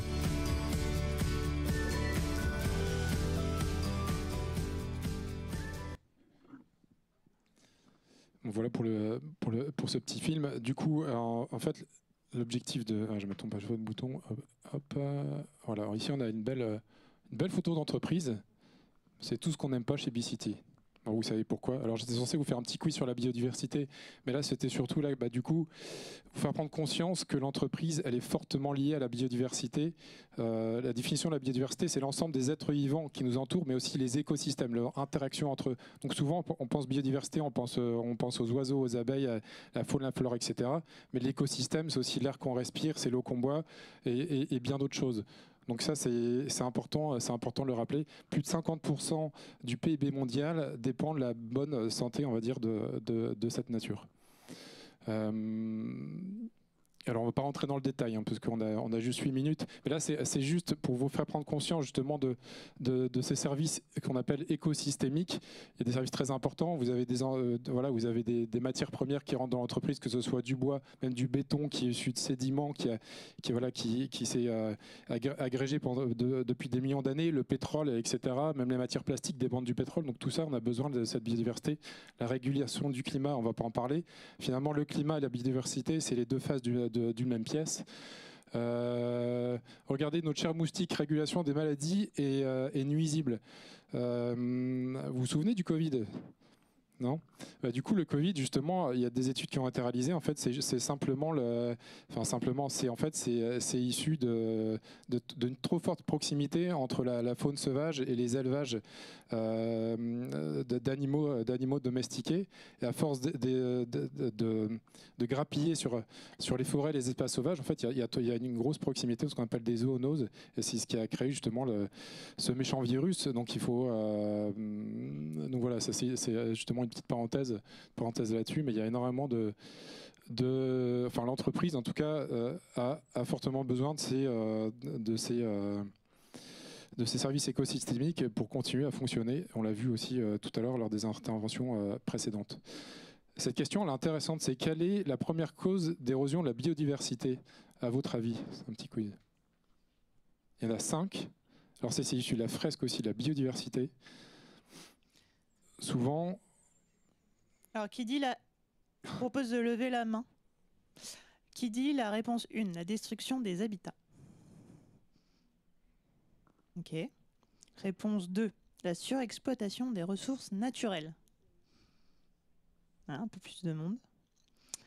Troisièmement, le réchauffement climatique. Ah, très bien, c'est ok. Ensuite, quatrièmement, les pollutions. Ah, on n'a plus personne là. Et cinquièmement, les espèces exotiques envahissantes. Bon, bah ça va, vous êtes quand même assez bon. Généralement, en fait, première cause citée, c'est le réchauffement climatique. Alors qu'en fait, elles sont toutes simplement classées dans l'ordre.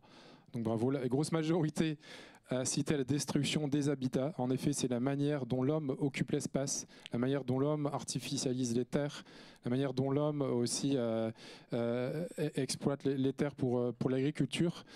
Tout ça, en fait, c'est ce qui crée l'érosion de la biodiversité.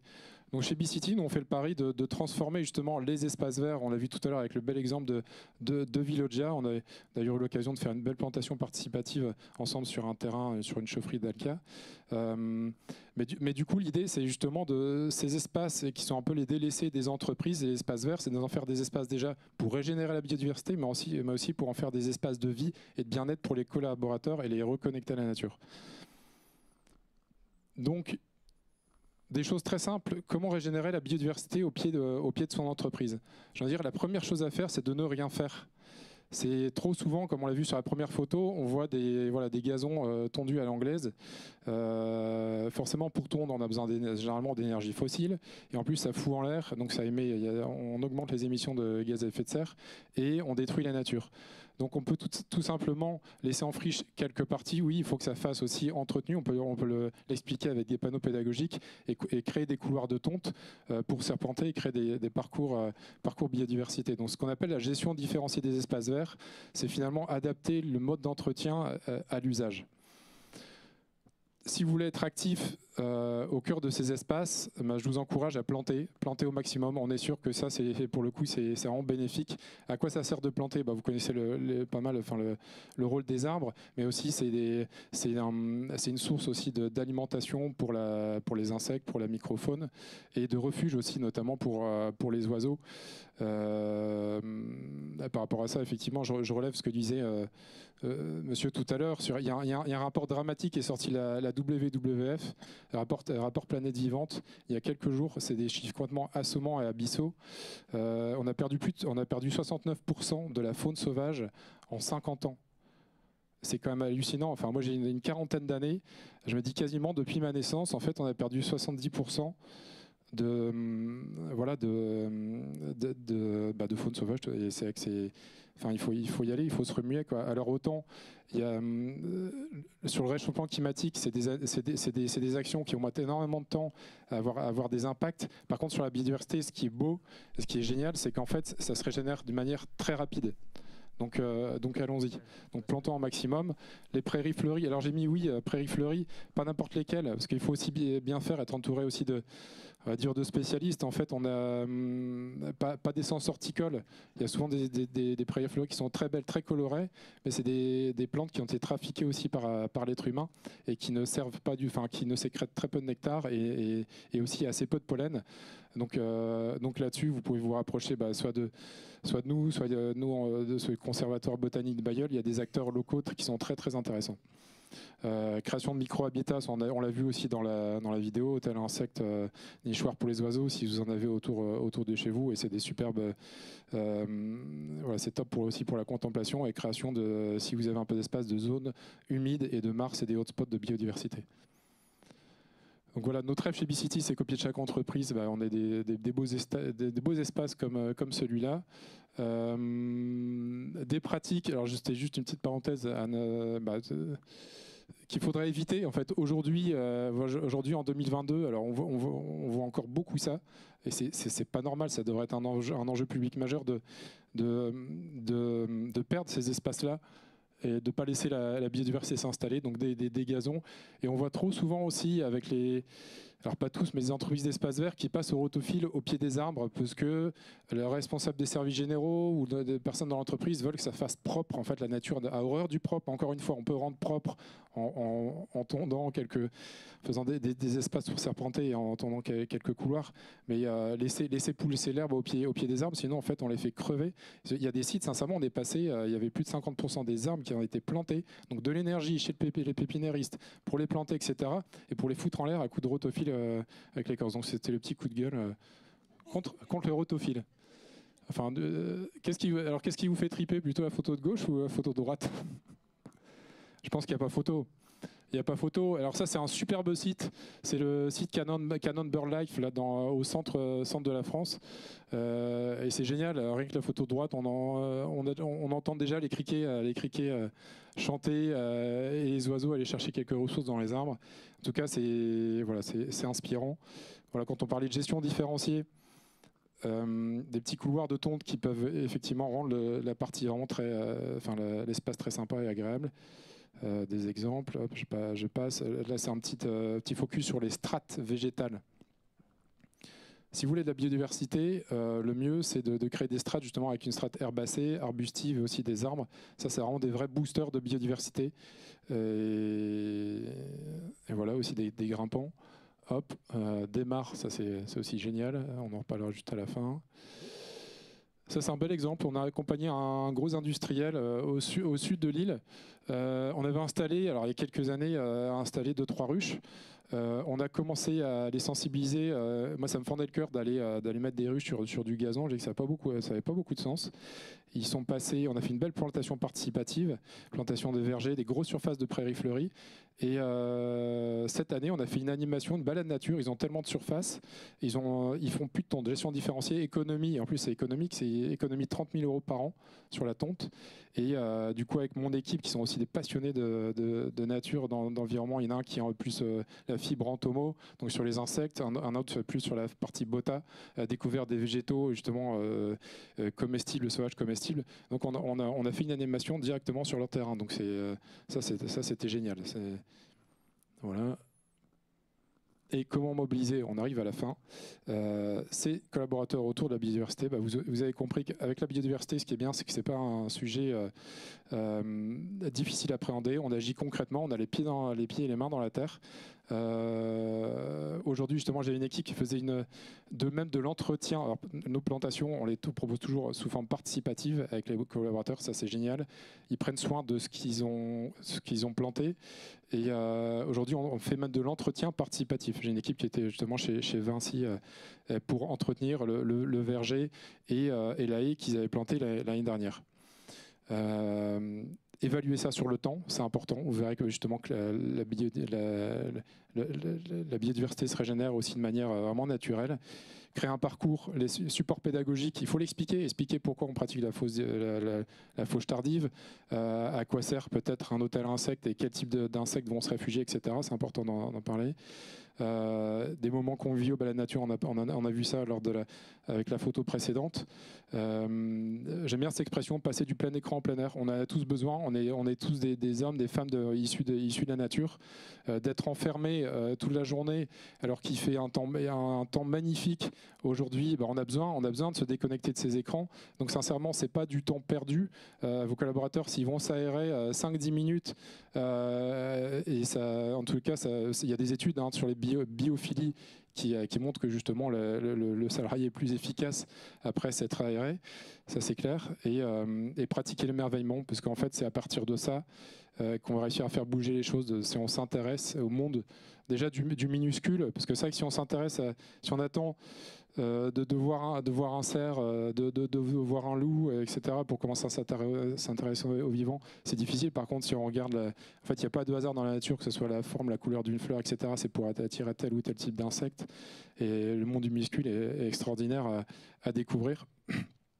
Et une autre solution, c'est de promouvoir des solutions que chacun peut appliquer chez soi, parce que ça c'est génial, c'est que souvent ils nous demandent, moi déjà un petit jardin, j'ai une terrasse, qu'est-ce que je peux faire pour attirer les insectes ou les oiseaux. Ça c'est top. Et deux autres encore idées, il y en a peut-être beaucoup d'autres. Pourquoi pas organiser une fresque de la biodiversité? On entend aussi beaucoup parler de la fresque du climat, il y a énormément de fresques. La biodiversité, elle est top. Pourquoi? Parce qu'en fait, on repart avec pas mal de solutions. Celle sur le climat, elle est un peu assommante. Alors, biodiversité aussi, c'est clair qu'on ne va pas se cacher, les chiffres sont vraiment alarmants, mais chacun peut agir, c'est ça qui est génial. Et une petite promotion du programme Entreprises engagées pour la nature. Justement, il y avait le forum économie et biodiversité la semaine dernière à la Villette. Et du coup, c'est sous l'égide de l'Office français de la biodiversité et du ministère de la Transition écologique. Donc là, vous pouvez aller plus loin sur les questions de biodiversité. Alors nous, déjà, BeCity, on se réduit. Il y a déjà beaucoup de choses à faire sur les espaces verts des entreprises, les transformer en îlots de biodiversité. Mais pour travailler sur le sujet de la biodiversité au cœur de l'entreprise, sur ses approvisionnements, on a parlé de relations aux fournisseurs, aux clients, etc. Il y a un beau challenge pour rentrer dans ce programme-là. Et là, je vous ai mis quelques photos pour terminer. Donc, plantation participative, balade nature, on a vu ça tout à l'heure, je vous en ai expliqué. Voilà, ça, c'est des fleurs justement sur le site industriel sur lesquels vont buissiner la cirfe et aussi une catégorie d'abeilles sauvages. On arrive à la fin, vous m'avez demandé de faire un petit quiz, allez, juste pour un petit focus sur les abeilles, puisqu'on parle beaucoup des abeilles. Est-ce que vous savez combien il existe d'espèces d'abeilles en France? Alors, réponse A, 12. Qui dit 12? Personne. 67? On a un peu plus de mains levées. 680? Plus ça monte, plus il y a de... Et 1000? C'était la bonne réponse, 1000. Très bien. Non, mais c'est bien, en tout cas, vous n'étiez pas loin. Pour répondre, en fait, il existe souvent, on a tendance à résumer la biodiversité, à dire on va faire une bonne action, on va mettre des ruches au pied de son entreprise. C'est bien déjà si ça a vocation pédagogique, mais il faut savoir que dans le mot biodiversité, il y a le mot diversité, donc ça ne se résume pas à un seul type d'abeille. En fait, l'abeille à miel, l'abeille des ruches, c'est une des 1000 espèces d'abeilles. En France, la plupart des abeilles sauvages sont terricoles. Il y en a 3-4 qui peuvent coloniser justement les hôtels insectes comme l'osmie que vous connaissez qui a tendance à boucher les trous d'aération dans les châssis de fenêtres. Mais c'est important de leur rendre hommage à ces abeilles. Là, vous avez une Mégachilde des jardins qui a une brosse à pollen ventrale. Alors en plus, c'est génial quand on la voit sur les fleurs. Elle fait la danse du ventre, elle se frotte l'abdomen elle se goinfre de pollen. Et vous avez vu ses yeux qui sont magnifiques. Mais donc ça, c'est le genre d'abeilles que vous pouvez voir sur votre site si vous laissez la nature faire et planter quelques essences végétales. Voilà, terminé par une belle citation, moi qui me parle beaucoup. Et plus on avance justement sur le chemin vers la nature, vers la biodiversité, plus on se rend compte qu'on ne connaît rien, que ce soit un bota, ornitho, un thomas, etc. Et ça, on a créé un petit show garden de biodiversité juste à côté de B-City. On a creusé une mare. Et ça, c'était la belle surprise. Cette année, j'ai un de mes collaborateurs qui m'envoie la photo justement du triton alpestre qui se baladait dans le paillage. On en a 5-6. On a des grenouilles vertes qui sont arrivées déjà au bout d'un an. Et on anime, justement, on accueille aussi des entreprises. Récemment, on a accueilli une équipe de Latmo pour justement s'émerveiller et sortir aussi la tête des écrans. Donc voilà, il y a plein de belles choses à faire. N'hésitez pas à vous saisir de cette thématique, la biodiversité. En tout cas, j'étais bien content de partager ça avec vous et d'entendre ce mot aussi l'avoir entendu aussi à plusieurs reprises aujourd'hui. Merci. Merci beaucoup, Sylvain. Tu peux le laisser. Merci beaucoup, ça me donne envie de faire du jardinage. Alors, on arrive à la fin de ce marché de l'engagement. Sophie, où es-tu? Sophie, est-ce que tu nous ferais pas une petite synthèse de cette... Non, c'était pas prévu? Non? Ok, c'est pas grave. Allez, je te laisse improviser une petite synthèse. Oui, merci à tous en tout cas pour votre participation et le partage de vos expériences. Ce qu'on a voulu proposer aujourd'hui, c'était vraiment des clés concrètes puisque finalement, c'est ce qu'on a entendu toute la journée.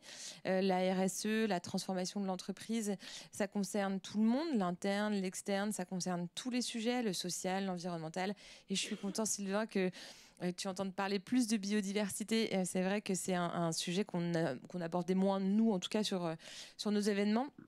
Et donc là, ce qu'on a voulu vous donner, c'est des clés d'engagement, puisque c'est une aventure qui est collective. Et c'est tout à fait le fil rouge qu'on a voulu proposer sur cette édition 2022 du World Forum. Le vice-versa, il est là pour montrer qu'il y a une interdépendance entre tous les acteurs de la société civile, de l'économie, de la politique, du public, entre les citoyens, et qu'il y a une interaction entre ce qui se passe ici très localement dans la région et ce qui se passe aussi à l'autre bout du monde. Et finalement, cette valse d'intervention nous permettait de voir que chacun a semé des graines un peu partout, jamais seul, et qu'il y a beaucoup de choses qui se construisent ensemble. La coopération est vraiment une notion très très importante sur les sujets de transformation. On l'a entendu ce matin en plénière d'ouverture, il faut qu'on se dépêche, il faut qu'on accélère. Et donc, je ne répéterai pas cette fameuse citation « tout seul, ensemble, plus vite, plus loin ». Bon, je pense que ça, le message est bien passé. En tout cas, Réseau Alliance est là toute l'année aussi pour vous accompagner sur ces sujets-là. Si vous souhaitez échanger avec les intervenants d'aujourd'hui, vous pouvez vous rendre dans le hall de la CCI en attendant la conférence de clôture qui démarrera dans une demi-heure, donc à 19h15 au Théâtre du Nord. Et puis les équipes sont là aussi pour vous aider à mettre ces petites graines, à avancer pas à pas, à travailler avec votre écosystème aussi. On a beaucoup de bonnes pratiques à partager et donc on est là toute l'année pour vous accompagner. Merci à tous en tout cas. Et puis merci à nos intervenants.